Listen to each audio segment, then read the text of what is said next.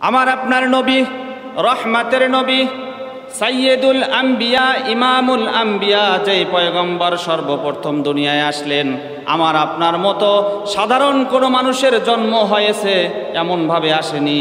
আমার রসুল যখন দুনিয়ায় এসেছে বহু অলৌকিক ঘটনা আল্লাহ রব্বুল আলামিন সেদিন প্রকাশ করে দিয়েছে। সুবহানাল্লাহ। তো রবিউল আউয়াল মাসে, এই মাসে আমাদের শিক্ষা নেওয়ার বিষয়, এই মাস থেকে আমাদের শপথ নেওয়ার বিষয়, যেই মাসে আল্লাহ রব্বুল আলামিন তার হাবিবকে পছন্দ করেছেন, দুনিয়ায় পাঠিয়েছেন, সেই মাস থেকে আমাদের শিক্ষা গ্রহণ করার আছে কি নাই? আছে কি নাই? মা আমেনা বলে, আমার সন্তান যখন আমার গর্ভে ছিল, আমি যখন আমার সন্তানকে গর্ভধারণ করেছিলাম, তখন অন্য মায়েরা সন্তান গর্ভধারণ করলে তাদের বমি বমি ভাব হয়, অসুস্থ বোধ করে, ক্লান্ত হয়ে যায়, স্বাভাবিক জীবনযাপন বিপন্ন হয়ে যায়। কিন্তু আমার মুহাম্মদ যখন আমার গর্ভে এসেছে, তাকে ভূমিষ্ঠ করা পর্যন্ত আমার কোনোদিন শরীর অসুস্থ বোধ করিনি। আরো জোরে বলেন সুবহানাল্লাহ। মা আমিনা শুধু তাই নয়, বলে আমার সন্তান মুহাম্মদ যখন জন্মগ্রহণ করেছে, তার পূর্বে আমি এক রাতে স্বপ্ন দেখেছি। স্বপ্নে দেখি আমি একটা স্বপ্ন দেখতে পেলাম, পূর্ব আকাশ থেকে পশ্চিম আকাশ পর্যন্ত আলোকিত হয়ে গেছে। আমি এমন একটা আলোক রশ্মি দেখতে পেলাম, যে আলোক রশ্মির কারণে শুধু পূর্ব আকাশ নয়, পূর্ব থেকে নিয়ে পশ্চিম, উত্তর থেকে নিয়ে দক্ষিণ, সারা পৃথিবী আলোক উজ্জ্বল হয়ে গেছে। আমার আপনার নবী ভূমিষ্ঠ হয়েছেন, সে ভূমিষ্ঠ হওয়ার সঙ্গে সঙ্গে সিজদায় পড়ে গেছেন। সুবহানাল্লাহ বলেন। সুতরাং আমার আপনার নবী কত দামি নবী। এই নবী জন্মগ্রহণ করার সঙ্গে সঙ্গে দুনিয়ার মধ্যে সমস্ত অলৌকিক ঘটনা প্রকাশিত হতে শুরু হয়েছে। রোম পারস্য তদানীন্তন কালের শক্তিশালী দেশ, সেই রোম পারস্য, সেখানের সমস্ত রাজপ্রাসাদগুলো প্রকম্পিত হতে শুরু হয়ে গেছে। সুবহানাল্লাহ বলেন। ইতিহাসবিদরা বলে, ইতিহাসের কিতাবে পাওয়া যায়, পারস্যের বাদশাহ কাইসারের যে রাজপ্রাসাদ ছিল, সেই রাজপ্রাসাদ এমন প্রকম্পিত হয়েছে, কম্পনের কারণে তার প্রাসাদের সমস্ত দেয়ালগুলো ভেঙে চুরমার হয়ে গেছে। দেয়ালের মধ্যে ফাটন চলে আসছে, ফেটে গেছে। শুধু তাই নয়, ওই কাইসারের রাজপ্রাসাদের, তার রাজপ্রাসাদের উপরে একটি নয়, দুইটি নয়, 14টি গম্বুজ ছিল। সমস্ত গম্বুজগুলো ধ্বংস হয়ে জমিনে পড়ে গেছে।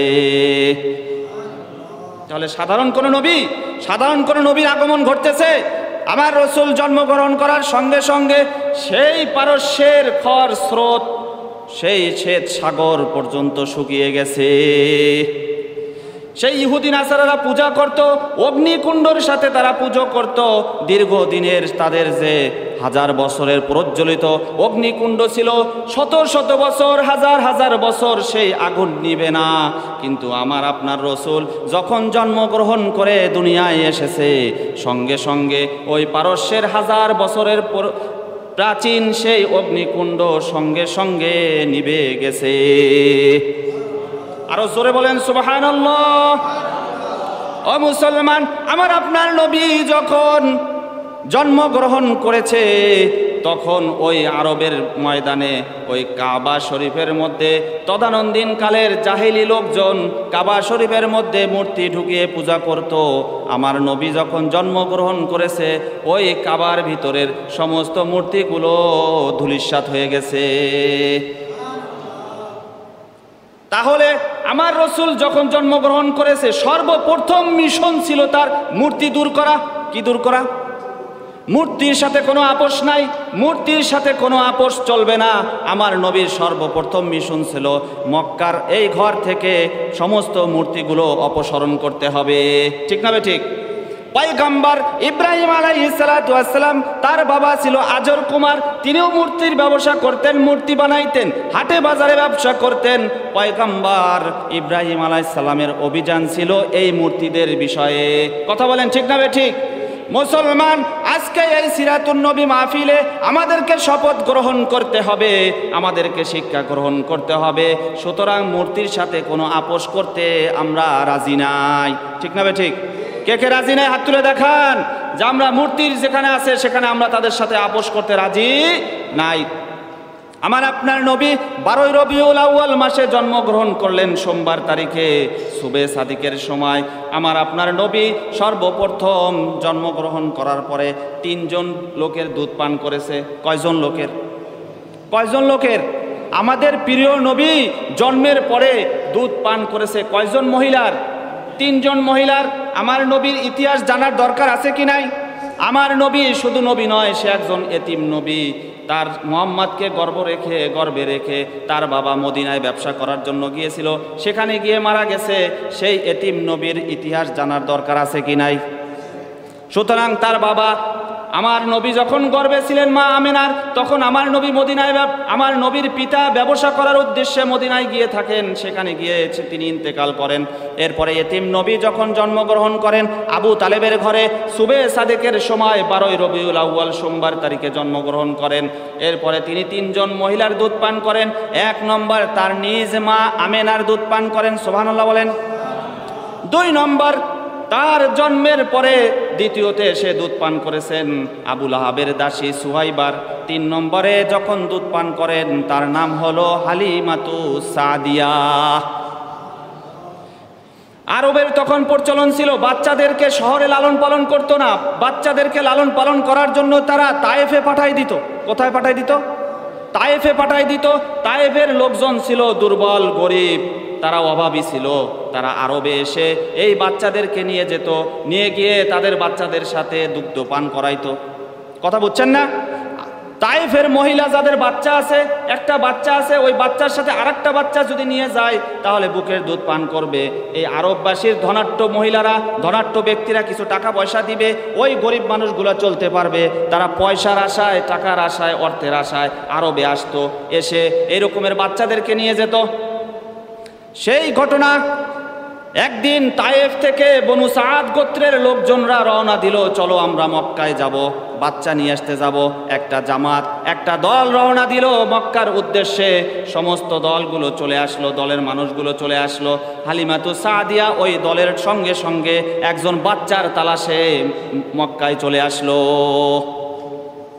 এখন ওই গোত্রে ওই লোকজন যারা আসছে তারা সমস্ত এলাকার মধ্যে ঘুরতেছে, কার বাসায় ছোট বাচ্চা আছে, দুগ্ধদান বাচ্চা আছে, দুধ পান করবে, এই রকমের বাচ্চা তালাশ করতে করতে সবাই মোটামুটি বাচ্চার সন্ধান পাইল। কিন্তু এই হালিমাতু সাদিয়া তিনি ছিল দুর্বল শারীরিকভাবে, তার শরীর স্বাস্থ্য অবকাঠামো ভালো ছিল না। কি ছিল না? হালিমাতু সাদিয়া দুর্বল, জীর্ণ শীর্ণ একটা দুর্বল মানুষ ছিল। তিনি যখন সকলের বাড়িতে বাড়িতে যায়, তাকে দেখে কেউ বাচ্চা দিতে রাজি হইল না। বলে তোমার নিজেরই তো শরীর চলে না, তুমি আবার বাচ্চাকে দুধ পান করে কিভাবে জীবনযাপন করাবা? এই জন্য কেউ পছন্দ করলো না। অতঃপরে কি করে? স্বামীর সাথে পরামর্শ করলো, ও স্বামী, আমাদের সাথে আমাদের জামাতে যত লোক এসেছে, মহিলা এসেছে, সবাই তো একটা একটা বাচ্চা সবাই পাইছে, ধনী ব্যক্তিদের বাচ্চা পাইছে, আমরা একটা বাচ্চাও পাইলাম না, কি করা যায়?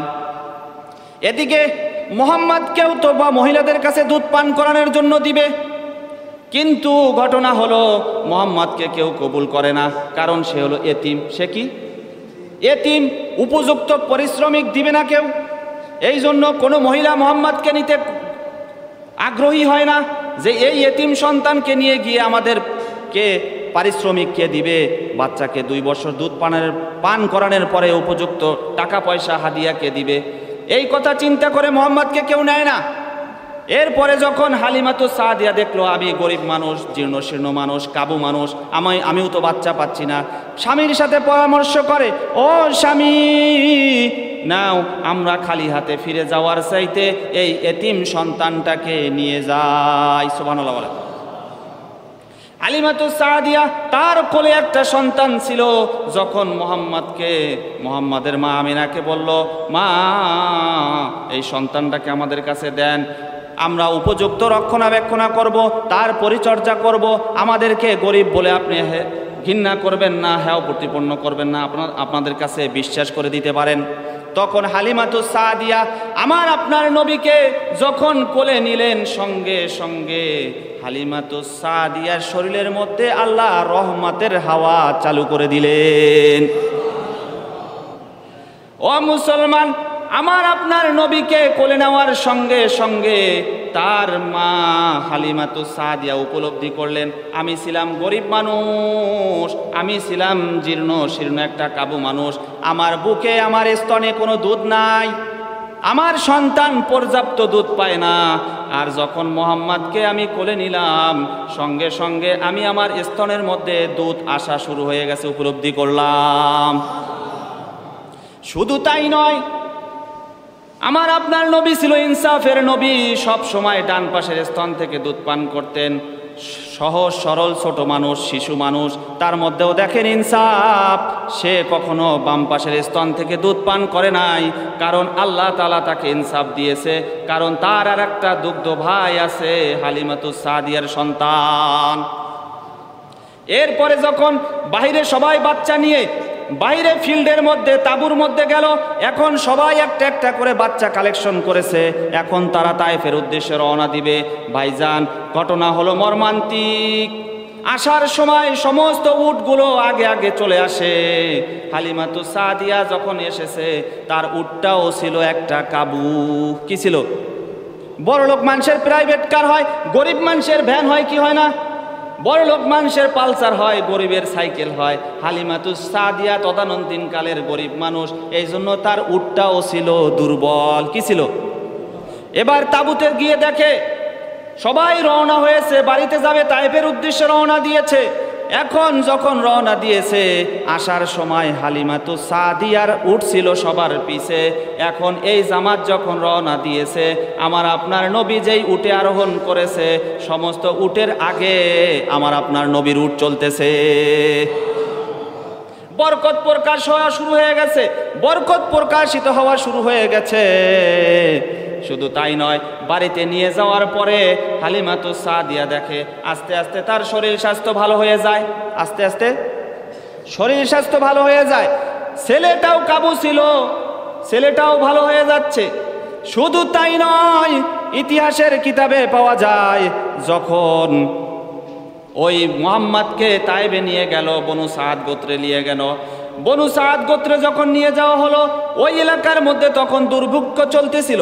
দুর্ভিক্ষের কারণে কোনো গাছে ফল হতো না, কোনো জমিতে ফসল হতো না, কোনো খেজুর গাছে খেজুর হতো না, কোনো গাভী তখন দুধ দিত না, পশুর মধ্যে তখন অভাব, গাছগাছালির মধ্যে অভাব, ক্ষেত খামারির মধ্যে অভাব। কিন্তু আমার আপনার পয়গম্বর যখন ওই তায়েবে বনু সাদ গোত্রে গিয়ে উপস্থিত হলেন, তখন ওই তায়েববাসীর মধ্যে সর্বপ্রকার বরকত দেখা দিল। শুধু তাই নয়, ওই এলাকার সমস্ত লোকজন চিন্তা করলো, কিরে ঘটনা কি? একই মাঠের মধ্যে উট বাঁধা হয়, সেই সমস্ত উটগুলো ক্ষুধার্ত হয়ে ফিরে আসে, কিন্তু হালিমা যেখানে উট বাঁধে, ওর উটের মধ্যে, ওলানের মধ্যে এত দুধ কোথার থেকে আসে?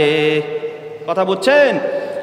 মাঠের মধ্যে, মরুভূমির মধ্যে বাঁধে, অন্যান্য লোকদের যে উট বেঁধেছে সেই উটগুলো ক্ষুধার্ত, কিন্তু আমার আপনার নবীর যে হালিমাতুস সাদিয়া দুধমা, সেই দুধমার যে উট বেঁধেছে, সেই উটটা আর ক্ষুধার্ত থাকে না। সমস্ত উটের চাইতে তার উট সুস্থ হয়ে গেছে, ভালো হয়ে গেছে, মোটা তাজা হয়ে গেছে। সবাই বলেন সুবহানাল্লাহ। এই বরকত কে দেয়? মদিনার বুলবুল নবী রাসূলুল্লাহ পাঠালেন খুশি হয়ে নিজে মাবুদ আল্লাহ। শোনেননি ছোট সময়? শোনেননি আপনারা?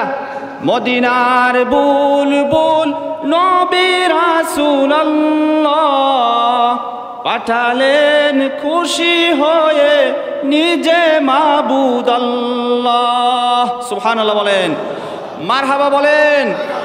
এমন একজন পয়গম্বরের উম্মত আমরা হয়েছি, হাসরের ময়দানে যেই উম্মত সুপারিশ, যেই রসুল সুপারিশ না করা পর্যন্ত কোনো নবী জান্নাতে যাইতে পারবে না, কোনো উম্মত জান্নাতে যাইতে পারবে না। এরপরে আমার আপনার নবী যখন তার বয়স 6 বছর বয়স হয়, তখন চিন্তা করলো মা যে আমার সন্তানটাকে নিয়ে একটু বাবার কবর জিয়ারত করতে যাওয়া যায়। কোথায় যাওয়া যায়? আমার আপনার পয়গম্বর জন্মগ্রহণ করার পরে, জন্মগ্রহণ করার আগেই তার বাবা মারা গেল। তখন তার মা চিন্তা করলো, আমার সন্তানটার বয়স যখন এখন 6 বছর হয়েছে, তাহলে সন্তানটাকে নিয়ে একটু কবর জিয়ারত করে আসা যায়। মদিনায় গিয়ে আমার রসুলকে নিয়ে আমার আম্মা জান আমেনা রওনা দিলেন মদিনায়। মদিনায় গিয়ে বাবার কবর জিয়ারত করে যখন ফিরতেছেন, প্রতিমধ্যে মা আমেনা বলে, এ আমার উম্মে আইমান, আমার দাসী, আমার শরীরটা ভালো লাগতেছে না। আমার মুহাম্মাদের বাবা আমাকে গর্ভে রেখে, আমার সন্তানটাকে গর্ভে রেখে চিরদিনের জন্য চলে গেছে। আমার এই মুহাম্মাদকে রেখে হয়তোবা আমিও এই মুহূর্তে দুনিয়া থেকে চলে যাব। সুবহানাল্লাহ। ও মুসলমান, দেখেন কত অসহায়ভাবে আমার রসুল বড় হয়েছে। জন্মের পরে বাবাকে পেল না, 6 বছর বয়সে বাবার কবর জিয়ারত করতে গেল। ফিরে আসার পথে আবওয়া নামক স্থানে তার মাও চিরবিদায় নিয়ে চলে গেল। উম্মে আইমান রসুলকে সঙ্গে করে নিয়ে এসে তারপরে তার দাদা আব্দুল মুত্তালিবের কাছে দিলেন। আব্দুল মুত্তালিব দীর্ঘদিন লালন পালন করার পরে যখন আমার আপনার রসুলের বয়স 10 বছর, কয় বছর? আমার রসুলের বয়স যখন 10 বছর, তখন এই পৃথিবীর মায়া ত্যাগ করে আব্দুল মুত্তালিবও চিরদিনের জন্য অন্ধকার কবরে চলে গেলেন। তাহলে দেখেন এইভাবে আমার রসুলটা কত কষ্টে কষ্টে, আল্লাহ যারা অসহায়, যারা গরিব, এইভাবেই মানুষকে বেশি পছন্দ করেন। বলেন সুবহানাল্লাহ। আমরা অনেক সময় বিপদ আপদ মুসিবতে মনে করি আল্লাহ আমাদের সাথে নাই। এই বালা মুসিবতের সময় আল্লাহ আরো বেশি আমাদের সাথে থাকে। আপনারা জানেন পয়গম্বর মুসা আলাইহিস সালামকে আল্লাহ ওই তদানীন্তন কালের ওই ফেরাউনের ঘরেই মানুষ করেছিলেন। সুবহানাল্লাহ, ঠিক না? ফেরাউনের ঘরে তার চিরশত্রু, সেই শত্রুর ঘরেই মুসাকে লালন পালন করেছেন আল্লাহ। দেখেন আল্লাহর কারিশমা, আল্লাহর কুদরত। আর একটা কথা, বর্তমান সময়ের আমাদের বঙ্গবন্ধু শেখ মুজিবুর রহমান সাহেব, তাকে যে হত্যা করা হয়েছিল, তার ঘরে, তার বাসায় নির্মমভাবে নির্যাতন করা হয়েছিল, সমূলে পরিবার ধ্বংস করে দেওয়া হয়েছিল। আগামী প্রজন্মে তারা যেন আর এদেশের কোনো ভবিষ্যৎ স্বপ্ন না দেখতে পারে, তারা যেন প্রাইম মিনিস্টার হতে না পারে, সংসদে যেন আসতে না পারে, এমন নীল নকশার স্বপ্ন দেখে সমূলে ধ্বংস করা হয়েছিল। কিন্তু আল্লাহ বলে, ওইখান থেকেই আমি এদেশের ক্ষমতা তাদের হাতে দিব। কথা বলেন ঠিক না বেঠিক? মুসলমান, ঠিক না বেঠিক? আল্লাহ যদি ইজ্জত দিতে চায়, দুনিয়ার কোনো শক্তি ইজ্জত কেড়ে নিতে পারবে না। আল্লাহ যদি বেইজ্জতি করতে চায়, তাকে কেউ ইজ্জত দিতে পারবে না। আমি আবার আওয়ামী লীগ করি না, বিএনপি করি, তা বুঝাতে চাচ্ছি না। এটা একটা জ্বলন্ত প্রমাণ, আল্লাহ তাআলা যদি কাউকে ইজ্জত দেয়, দুনিয়ার মানুষ কিছুই করতে পারবে না। কথা বলেন ঠিক না বেঠিক? এটা ইতিহাস না, এটা কি আমার বানানো কথা যে হুজুর আপনি এই জামাত ইসলামের এলাকায়, হাদিসের এলাকায় আসা আওয়ামী লীগকে ফুলালেন, এমন কিছু না, বাস্তব ইতিহাস রে ভাই। এই জন্য মুসলমান ভাই, আমার আপনার নবী দেখেন 10 বছর বয়সে তার দাদা আব্দুল মুত্তালিব মারা গেলেন।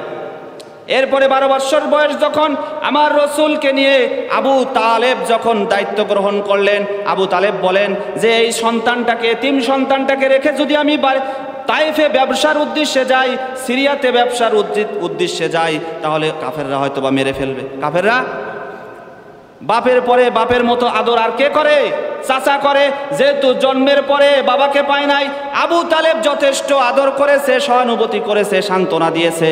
আবু তালেব তাকে সঙ্গে করে নিয়ে সিরিয়ায় ব্যবসা করতে গেল। তখন ওইখানের তদানীন্তন কালের এই মুশরিক, তারা হলো ইহুদি নাসারাদের পাদ্রী, তারা দেখে বলে, আবু তালেব তুমি এই সিরিয়াতে আসছো, ভালো কথা, তোমার সাথে কে তুমি জানো? এনার মধ্যে আমি সমস্ত বৈশিষ্ট্য দেখতেছি, সমস্ত চিহ্ন দেখতে পাইতেছি। সে হলো একজন দার্শনিক, বিচক্ষণ পাদ্রী। সে ভবিষ্যৎবাণী বলে দিল, আবু তালেব সিরিয়াতে আর বেশিক্ষণ দেরি করা যাবে না, তুমি এই মুহূর্তে তোমার ভাতিজাকে নিয়ে তুমি মদিনায় ফিরে যাও, তুমি আরবে ফিরে যাও। এটা যদি এই কাফের মুশরিকরা দেখে, তাহলে তোমার ভাতিজাকে আজকেই দুনিয়ার থেকে চিরবিদায় করে দিবে। নাউজুবিল্লাহ বলেন। তাহলে 12 বছর বয়সে তায়েফে গেলেন। আমার নবীর বয়স যখন মাত্র 25 বছর, এলাকার মধ্যে সুনাম ছড়িয়ে গেল, আরবের মাটিতে সুনাম ছড়িয়ে গেল। একজন বিশ্বস্ত, একজন আদর্শ, একজন সুসন্তান আরবের মধ্যে আছে, তার নাম মোহাম্মদ। তাকে আর সাধারণ মানুষরা মোহাম্মদ বলে ডাকলো না, সমস্ত হিন্দু, মুসলমান, খ্রিস্টান সবাইকে ডাকে আল আমিন বলে। সুবহানাল্লাহ বলেন। আলামিন উপাধি যখন গ্রহণ করলো আমার আপনার নবী, এরপরে ওই সময় আরবের মধ্যে ধনাঢ্য একজন মহিলা ছিল, তার নাম খাদিজাতুল কুবরা রাদিয়াল্লাহু তাআলা আনহু। কি নাম ছিল? ধনাঢ্য মহিলা, আরবের মধ্যে সবচেয়ে বেশি টাকা পয়সা ধন দৌলত এবং বড় ব্যবসায়ী। তিনি চিন্তা করলো আরবের মধ্যে এমন একটা 25 বছরের যুবক, এতই তার সুনাম, এতই তার খ্যাত, তাহলে এই লোকটাকে দিয়ে আমি আমার ব্যবসা পরিচালনা করতে পারি, আমার এমন একটা দক্ষ লোক দরকার। এই খাদিজাতুল কুবরা রাদিয়াল্লাহু তাআলা আনহা আমার নবীকে 25 বছর বয়সে সিরিয়ায় ব্যবসার উদ্দেশ্যে পাঠাইলেন। সুবহানাল্লাহ। আমার রসুল তিনি তো পয়গম্বর হবেন, তার কাজের মধ্যে, তার ব্যবসার মধ্যে এত সুন্দর পরিচ্ছন্নতা ছিল, এত সুন্দর জ্ঞান গরিমামূলক ব্যবসা করেছে, সে মাল বিক্রি করতেও লাভবান হয়েছে, আবার সেখান থেকে মাল নিয়ে আসছে সেটার মধ্যেও লাভবান হয়ে গেছে। এই সুসংবাদ যখন আরবের আনাচে কানাচে ছড়িয়ে পড়েছে, তখন খাদিজাতুল কুবরা সিদ্ধান্ত নিল এমন যুবককে আমি সারা জীবনের জন্য স্বামী হিসাবে বানাতে চাই। সুবহানাল্লাহ বলেন। এই তখন আম্মাজান খাদিজা রাদিয়াল্লাহু তাআলা আনহার বয়স তখন 40 বছর। আমার রসুল তখন তার সঙ্গে বিবাহে আবদ্ধ হয়। আমাদের রসুল এরপরে যখন রসুলের বয়স 53 বছর হয়, তখন আরবের বিভিন্ন 53 বছর হয়, 40 বছর হয়। 40 বছর বয়সে রসুল যখন হেরা গুহার মধ্যে আশ্রয় নিয়ে থাকতেন, সেখানে ইবাদত করতেন, হেরা গুহার মধ্যে সাধনা করতেন, নামাজ পড়তেন, সেখানে তাসবিহ তাহলিল তেলাওয়াত করতেন, পাঠ করতেন। সেই হেরা গুহার মধ্যে রসুলের বয়স তখন 40 বছর চলে। হেরা গুহার মধ্যে অবস্থানকালে 17ই রমজান, সেই দিন সর্বপ্রথম আমার নবীর কাছে জিবরাইল আমিন আসে নবুয়তি নিয়ে। সুবহানাল্লাহ বলেন। তাহলে 40 বছর বয়সে যখন জিবরাইল আসছে, তিনি তো ভয় পাইছে, চেনে না একজন জিবরাইল ফেরেশতা, তাকে দেখে ভয় পাইছে। এই ঘটনা যখন 40 বছর বয়সে হেরা গুহার মধ্যে ঘটলো, কোরআন নাজিল হইল, ইকরা বিসমি রাব্বিকাল্লাযী খলাক। ও মুহাম্মদ, আপনি পড়ুন আপনার স্রষ্টার নামে, আপনি পড়ুন আপনার রবের নামে, আপনার রবের নামে আপনি পড়া শুরু করে দিন।